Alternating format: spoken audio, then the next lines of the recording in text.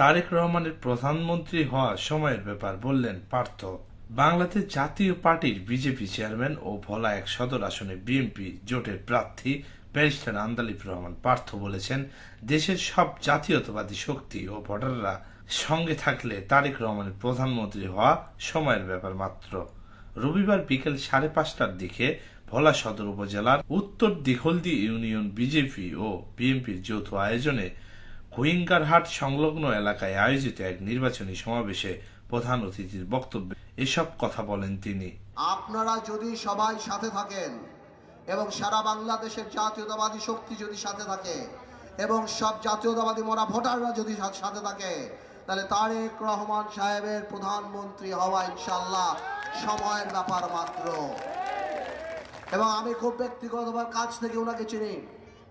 উনি সব সময় জনগণ জনগণ জনগণ, উন্নয়ন উন্নয়ন উন্নয়ন ছাড়া আর কিচ্ছু বোঝে না। আমি আপনাদের কথা দিচ্ছি, আমি গত 4 দিনে এই ভোলার বিভিন্ন রাস্তাঘাট ঘুরে দেখলাম, ভোলার রাস্তাঘাটের অবস্থা খুবই খারাপ। ভোলায় সেই বাবার দেওয়া কলগুলি এখনো পুরনো আছে, পড়ে আছে। এখনো মানুষের পানি খাওয়ার অনেক কষ্ট। একটা মেডিকেল কলেজ হাসপাতাল নাই, ভোলা বরিশাল সেতু নাই, মানসম্মত চিকিৎসা নাই, মানসম্মত শিক্ষা নাই, তরুণদের কাজ করার কোনো উপায় নাই। আমাদের ভোলায় অনেক কাজ করতে হবে, ভোলায় সবাই মিলে কাজ করতে হবে। মনে রাখবেন, আমাদের মধ্যে যদি ফাটল থাকে তাহলে আমরা বড় কাজ করতে পারবো না। তাই আমি বলি, আরো অনেক প্রার্থীরাই, যদিও আমার ধারণা উত্তর দিঘলদিতে ভোট চাইতে আসবে না তারা, কিন্তু যদি আসে আপনারা জিজ্ঞেস করবেন যে ভাই সবই ঠিক আছে, কিন্তু আমরা আপনাকে বিশ্বাস করব কিভাবে।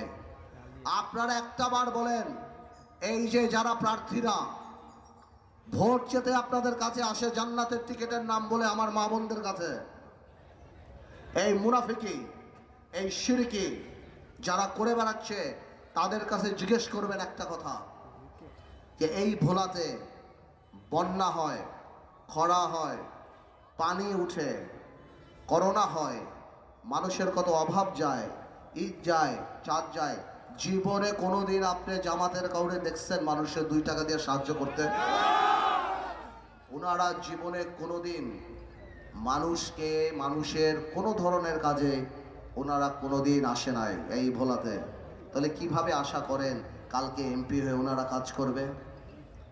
আর এই যে মা বোনদের বলে দিই, জান্নাতের টিকিট যারা বিক্রি করতে আসে, আপনারা মনে রাখবেন এটা ফিতনা।